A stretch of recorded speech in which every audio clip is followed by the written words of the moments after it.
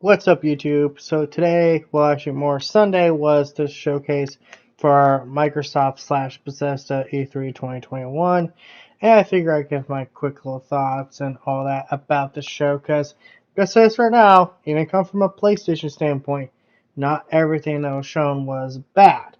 I think a lot of the stuff they were actually showing was pretty okay, but there were a few standouts. Now I have a pro con list here. I'm going to post up like right at this point. So we're going to talk about the pros and cons list. Let's talk about what I thought was good, what was bad, and I'm going to talk about what was in the middle.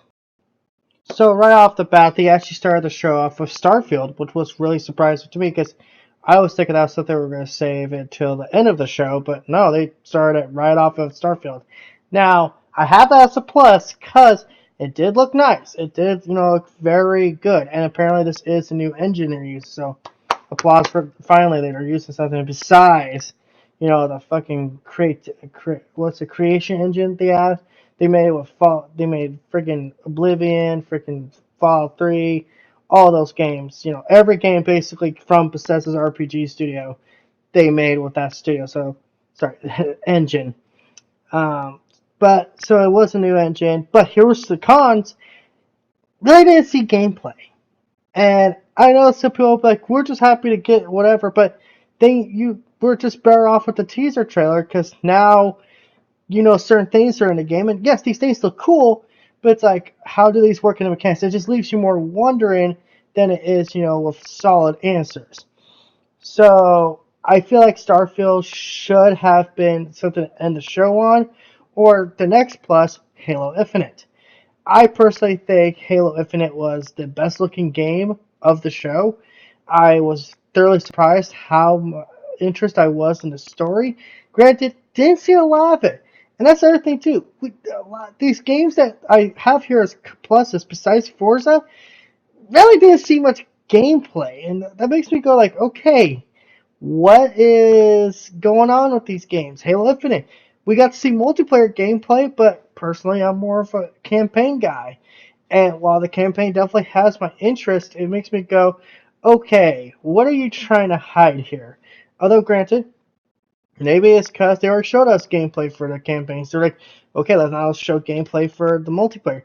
But even then, it really wasn't gameplay as that cinematic gameplay. Like you get those really unrealistic angles with those, one of a kind trick shots. It was like, it looked good, but it was still like, I kind of would prefer, actual gameplay demo instead of, cinematic shit that probably like only 5 people could pull off. The next plus was Outer Worlds 2. This caught me off guard because I didn't think they were going to announce it so soon. I thought inevitably that we'd get Outer Worlds 2, but I didn't think it'd be announced this soon. And the next plus is Stalker 2. Yet again, a game I almost knew nothing about, and it looks fucking fantastic. I mean, you combine the craziness with Metro Exodus style, with Kojima levels of confusion. That's kind of why I'm interested in here, because it's definitely something that looks a little different. Though, yet again, like with Halo Infinite, they really didn't show gameplay. They just show the cinematic stuff and a little bit of gameplay. And by the way, with Outer Worlds, I actually forgot to even mention this. They didn't give us a release date. They didn't even really show gameplay. It was just an announcement trailer. But I could give them points for an announcement trailer because announcing something can be pretty damn cool. Forza Horizon 5. I'm not a big Forza fan. I am not the biggest Forza fanboy, but man, I gotta admit that game looked good. Like, damn, I kind of want to play that if I'm being real here. But now we got to get into the cons, guys. And, while I thought the show was good, this is where some of the stuff, really started, bugging me. I have here a lot of filler, because there was a lot.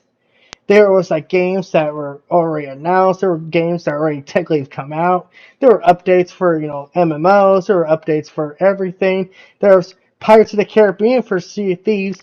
Too bad it looks like complete ass, but that's my personal take. I think Jack Sparrow looks horrific in that fucking game. Although it does actually sound like it's Johnny Depp, so maybe I can give him a bit of a pass on that. But it was a lot of stuff we already know about or we've already played. And again, not every show is going to have, big brand new announcements or, go super in depth with gameplay, but a lot of stuff could have been, kind of trimmed out a little bit because it just felt like some of it was just a little too much. Like the Sea Thieves, they did kind of keep going with it. And of course, like I said already, a lot of games that were already shown. Yeah, again, I personally am like, okay, cool, we already seen these games. Can we now see the new stuff? And I know COVID has put a monkey wrench in a lot of plans and everything, but it's like, you do come for the new stuff. You don't just come for the same stuff you begin at every restaurant. You go to, see the specialty. You go there to see the new menu item. You don't go there just to be like, yes, I'll order fettuccine alfredo for the 500th time. Even though you guys have a new specialty that everyone's, bragging about. And of course, there was no news about Fable, Perfect Dark, or Hellblade 2. Naturally, those were like the games I thought we were going to see, or at least see some kind of update about, but nope, nothing about those. And I see this is kind of like where I think there's a consequence for announcing this stuff too early, because now it's going to create this anticipation of it's going to be at this show, it's going to be at this show, it's going to be at this show. I think that's where Sony's strategy is a little smarter, where it's like, okay, we'll give them one thing to hold on to, and then when we announce these things, it's going to be much closer to when the game launches than, like years out out of the way. And, by the way, they didn't even mention like Elder Scrolls 6. It wasn't a bad show. It was just like, I wish that they would have given us a little bit more. I also wish that they would have fucking, ended on a high note, because that game they showed at the end, I don't have it up here because like I only have so much room to work with and a couple of, slides.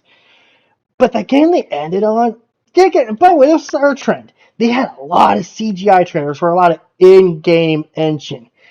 Q4 kind of might be in the game, kind of might be the game, but not really, because we're not 100% sure yet.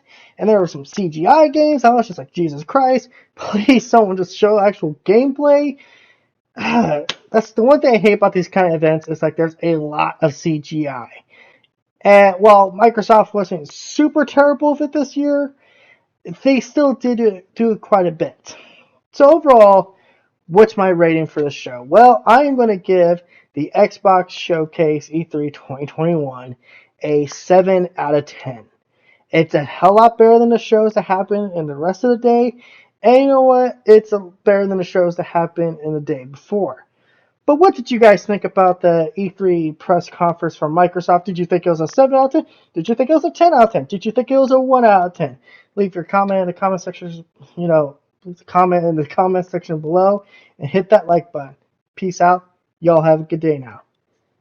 Worship Godzilla.